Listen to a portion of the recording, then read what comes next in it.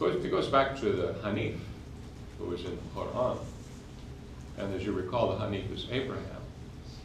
And the Hanif is not concerned about what the people of his own tribe or even his own family are doing. The Hanif is just turning inside towards God and is trying to find a way to know God. And the Hanif shows up in the Sufi tradition among the Malomati and the Ubaisi traditions, because those which co-evolved, incidentally, the Ubaisi and the Malomati tradition, they stress the idea of being very quiet and not very showy about spiritual merit or attainment, and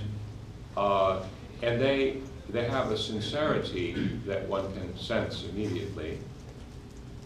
And usually they have a bit of magnetism that's, I'm sure you're familiar with this term of jazba, so they have some jazba.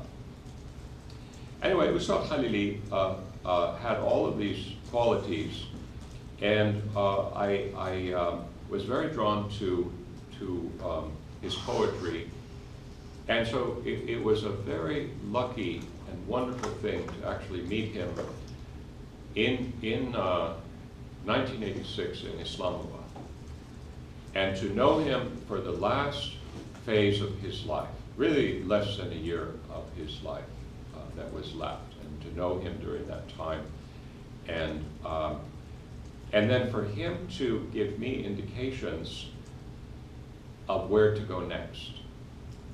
So I first go to Peshawar in 1986. As I said, I'm a carpenter. I was vacationing in Turkey.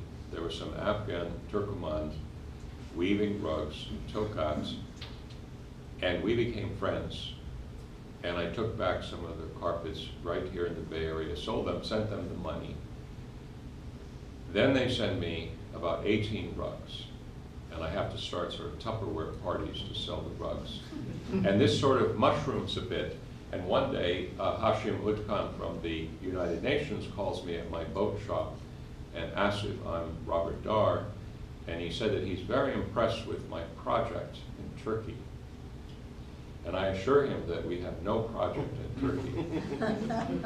And he tells me not to be so modest, that he's himself spoken to the refugees.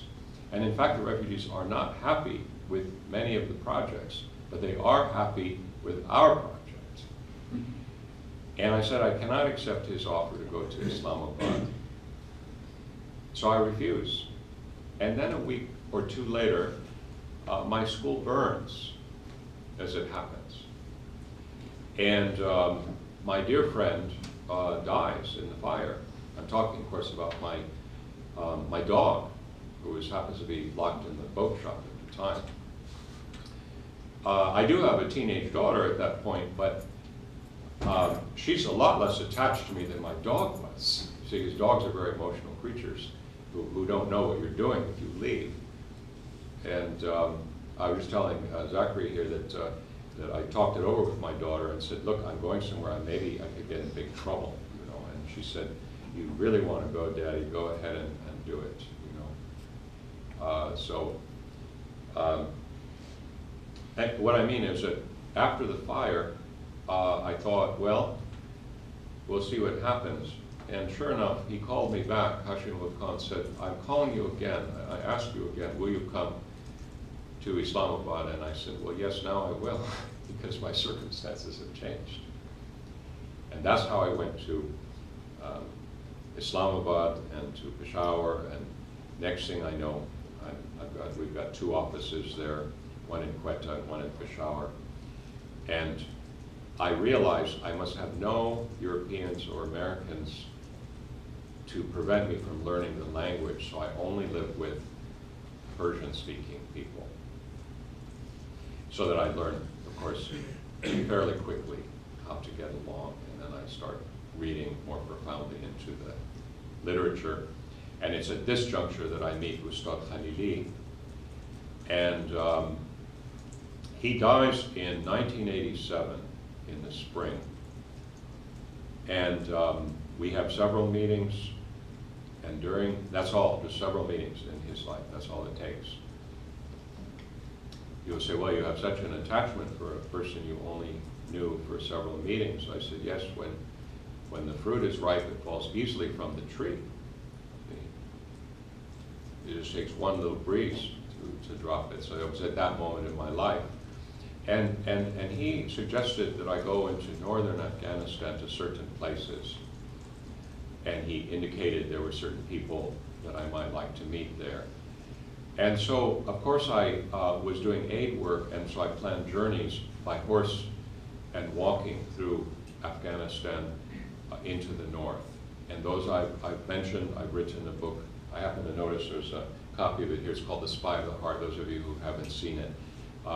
If you speak Spanish, you can read it online. The whole thing is online if you speak Spanish. The publisher didn't want me to leave the whole English up online, so you can only read the first 4 chapters for free. But I described some of these journeys. Let me say, though, I tend to ramble, so I hope if I'm going too far, you just butt in and cut me off here. But the question was about the teachers, and the thing I'm trying to emphasize is that life is mysterious, and we don't really know what's going to happen. I knew I loved the poetry and the teachings and the poetry, and I didn't know how I was actually going to be joined with that. But what I learned is that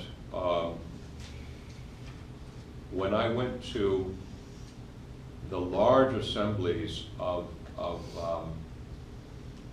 highly organized dervish orders, which I did. There's a lot that I didn't write about in The Spy of the Heart. Very, very many different meetings with different Sufis, Sufi groups, dervish groups. It didn't suit me, which doesn't mean there was anything wrong with those groups. I tend to be a loner anyway, so I think that really I had a profound appreciation for the mystic who needs no support is what we're talking about. A person like Ustad Khalili, like Jamaluddin Qazi Sahib, who is mentioned in The Spy of the Heart, and like Ustad Ras Muhammad Zareh, who I met not long after I had converted to Islam, which I waited until 1991 to do, even though I thought about it since 10 years earlier. So again, it was an individual, a person who actually does not seem to be connected on the face of it with a great tradition, but who has a profound presence, spiritual presence, and who is able to tune in directly to one's personhood and offer the right kind of advice and the right kind of guidance. And so this is the path. The people that I studied with, they were all of this kind. They were the solitary ones, sometimes called the afrad, you see. Not necessarily in the hierarchical sense of the meaning of that term, but rather that they are the ones, they're the hanifs, they are the people. They tend to be very broad-minded. They tend not to, they tend to put jazba above doctrine. In all the cases that I studied with, they were Muslims, they were practicing Muslims, and if anything, they exceeded the worship and devotion of the ordinary fard requirement of Islam. They were fasting more, doing more prayers. Don't count me in on that because I can barely do the fundamental requirements. I'm talking about these wonderful individuals. I'm a Muslim, and it's a lovely religion. It's a profound, beautiful religion that allows one to bring the body and the heart, and the insight together, and in a manner that makes spirituality more possible. It may not result in spirituality if there's an imbalance anywhere, but it has a great possibility and potential for spirituality, and that's why it has such a vast spiritual heritage and tradition. So I'm very, very satisfied and delighted and grateful that I found my way into Islam. On the other hand, as I say, these individuals and therefore the teaching that to some extent I also represent is ecumenical, broad-minded, tolerant. Necessarily so, because the spirituality dissolves fixations and conviction.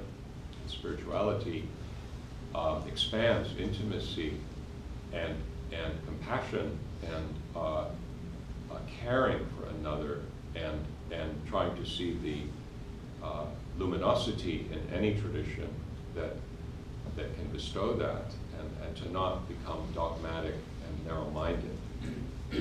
So anyway, this is the path that I followed, and the teachers I followed were few that I actually apprenticed with. And the longest apprenticeship I had was with Ustad Abdul Hayy Darr, which I guess was almost 20 years I was his student.